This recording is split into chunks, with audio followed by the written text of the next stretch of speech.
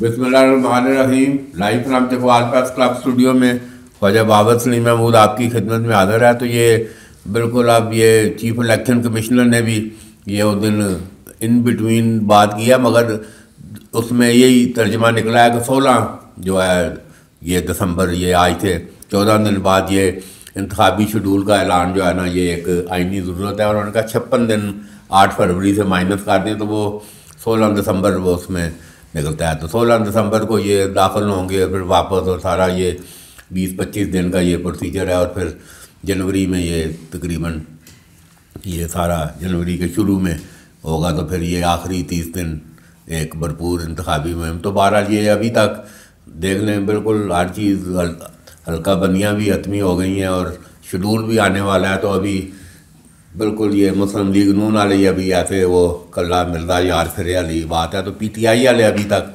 किधर नज़र नहीं आ रहे हैं। ऐसे खबरें आ रही हैं अंदरूनी खाना फलाना है, मगर कोई ऐसे कंक्रीट जो है ना चीज़। तो इधर मतलब सरदार गुलाम अब्बास और ये मेजर ताहिर के दरमियान जो हम इधर जिक्र कर रहे हैं टिकट का जो मुकाबला है, तो उसमें अभी लगता है कि ये सरदार गुलाम अब्बास ज़्यादा पुरएतमाद दिखाई दे रहे हैं कि वो, क्योंकि एक बताया जा रहा है सर्वे भी हुआ तो उसमें भी वो मेजर ताहिर के मुकाबले में उन्हें कहा जा रहा है कि ये बेहतर है। बहरहाल ये क्योंकि आखिरी टिकट नवाज शरीफ ने देना है, तो वो भी स्टेज जो है ना ये पीर के रोज़ 9 बजे ये तमाम जो इंटरव्यू हुए हैं इधर पिंडी में, कमेटी ने भी अपनी सिफारिशात मुकम्मल कर ली हैं। और अब आखिरी नवाज शरीफ जो है ये चकवाल सारे शुरू हैं, अभी प्रोसेस शुरू हो गया रोज़ाना की बुनियाद पर।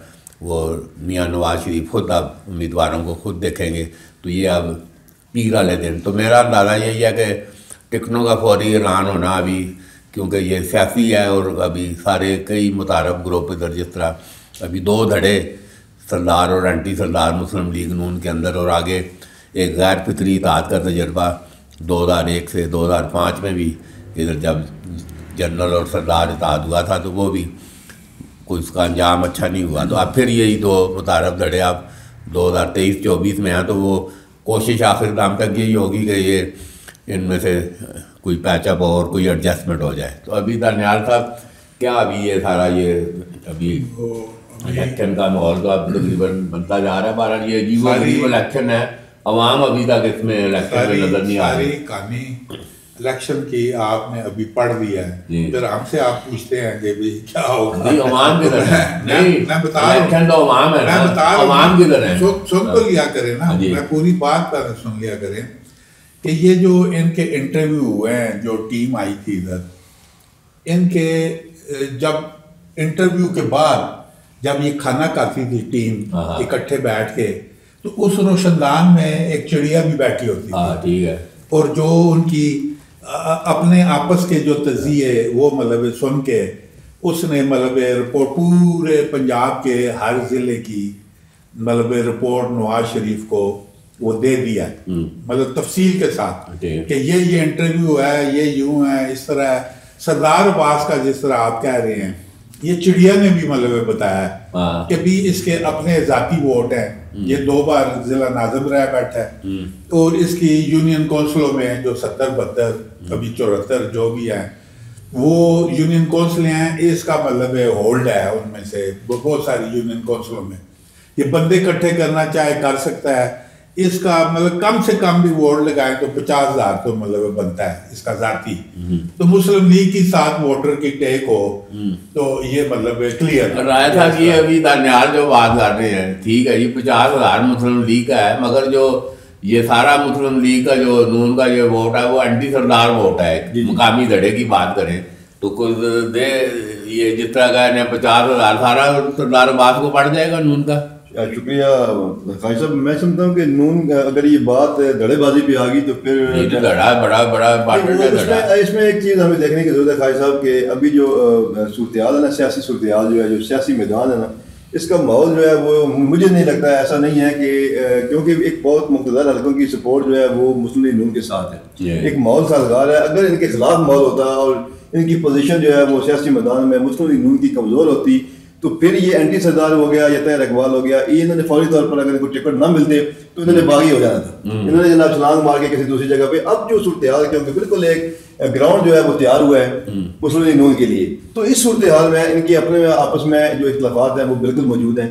आपका जो इशारा है वो बिल्कुल दुरुस्त है कि किसी भी सूरत में जो नून लीग अगर ये कोई पोजीशन बनी तो वो बगावत कर देंगे, वो सरदार गुलाम अब्बास को बोल देंगे। दरवेश अब्दुल खालिक साहब, ये अभी ये सारा जो धड़े सारे इकट्ठे हो गए हैं मुतारब भी, तो अभी देखें उसमें पीटीआई का बयानिया तो मुनफरिद और सारा एंटी स्टैब्लिशमेंट और सारा अभी जो सर्वे 2-3 हुए हैं तलगांग में और चोआ में पीटीआई हो रही है। क्या कोई ऐसे ही है या ये कोई ऐसे ही गिमिक सी क्रिएट कर रहे हैं?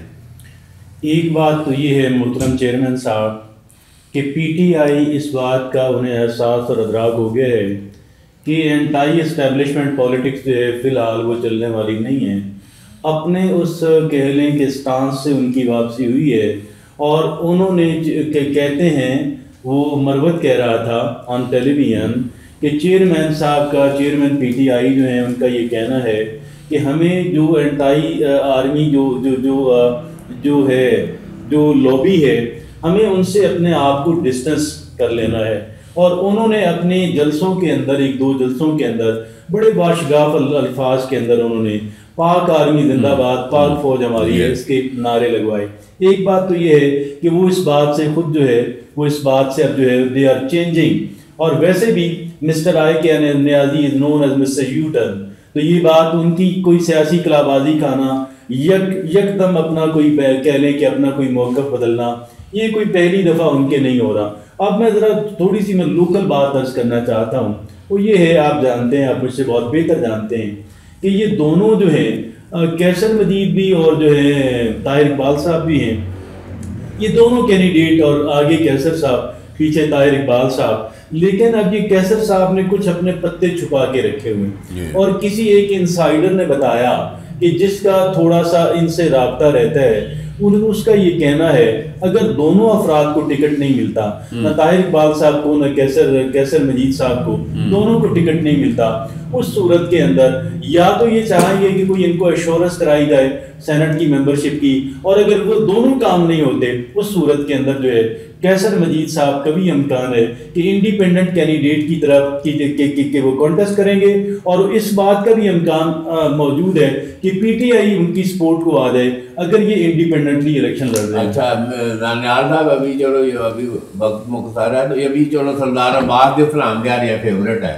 तो अभी जो क्या सलाइयाँ हैं साहब याद अमीर मतलब है मुतफ़िका उसमें, तो ये एक समझते हैं कांटेदार मुकाबला अगर याद अमीर आ जाए तो यकतरफा अगर सरदार अब्बास को टिकट मतलब मिल जाता है, नून का टिकट मिल जाता है, वो आ जाती है नून के, अगर कोई रिजेंटमेंट भी हुई ना लुंडी पट्टी की तरफ से, वो थोड़ी सी होगी। ये एंटी सरदार बड़ी नहीं जी, एंटी सरदार वही है जो वो यूनियन कौंसल लेवल की वो रिजेंटमेंट होगी, जो है इस तरह नहीं होगी वास्ट लेवल पे। मुस्लिम लीग का एक अपना भी देखें, नवाज शरीफ का, ये उस नवाज शरीफ के वोट पे बनते हैं, वो नहीं होता है कि ये एंटी सरदार है या वो फलाना है।